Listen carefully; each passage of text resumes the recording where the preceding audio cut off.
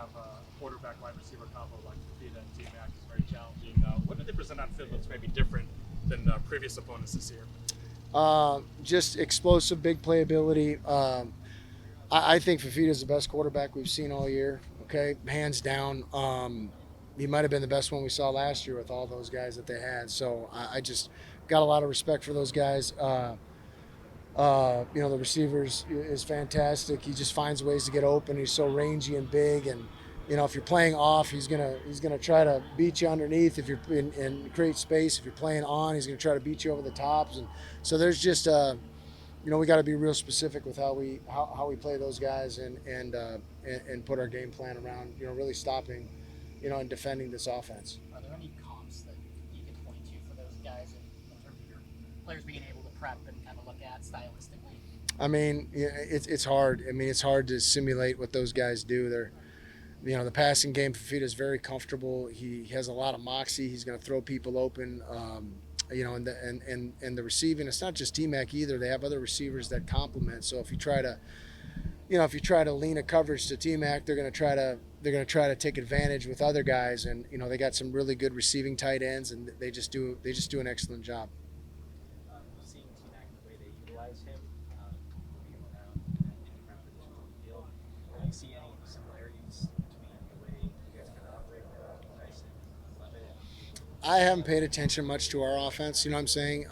But, I mean, I just know this. They're trying to get him the ball, and they're trying to open up their passing game by using him as a decoy as well. So we got to be sound defensively and fundamentally, and we got to be able to get a pass rush, and we got to be able to defend this offense with all 11 guys. So if you lean one way, there's other games they haven't even targeted him many times. So it's they got really good players, and we got to be on our A game this week. These last 2 weeks with having the defense be so sound in the first half against both K-State and BYU, and then having kind of that second half slippage where the back door is kind of open, what do you feel like has kind of been the reason for that? Do you feel like it's attrition or anything?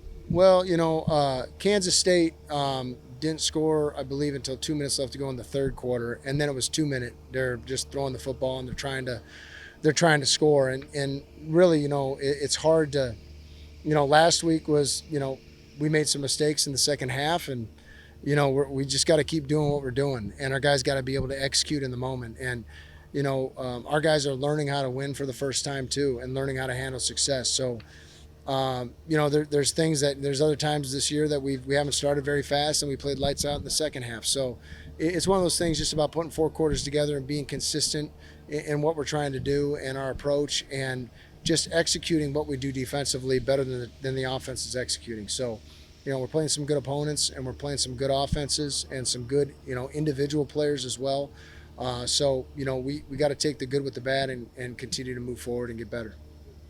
Brian, getting the contract extension, what does it mean to stay here and be forcing out the future? Yeah, it's where me and my family have wanted to be.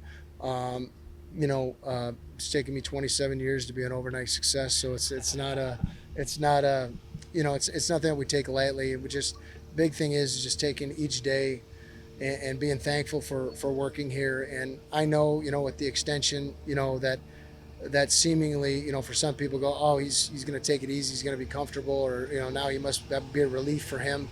When you get to this point in your career, you're just wired a certain way, so it doesn't really matter. The wins and losses don't matter. The contracts and what comes with it, you just got to be wired a certain way, and you got to have a purpose. And I'm very happy for my family. I'm glad to be here at Arizona State today, and I will be tomorrow. And as long as they will have me here, I'm just going to count myself blessed and thankful. Royal was just talking about how people was the reason that he came here.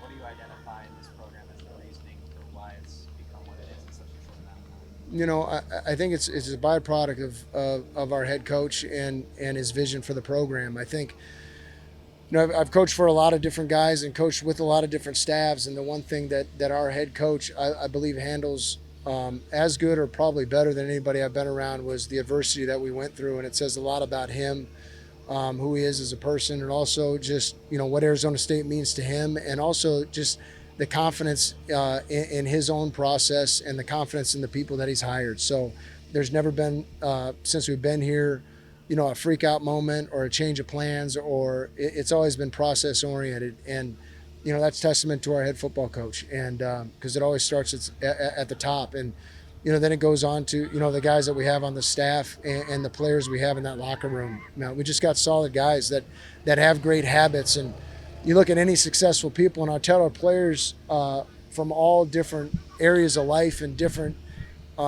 different backgrounds, like, look around you. You're around successful people. This is who you want to be like, and this is the people that you want to simulate and emulate their habits. And, success is a byproduct of doing things right and doing things hard. And the people that go in that building every day are those people. So me personally, like I said, I'm blessed and I'm thankful to be in this situation.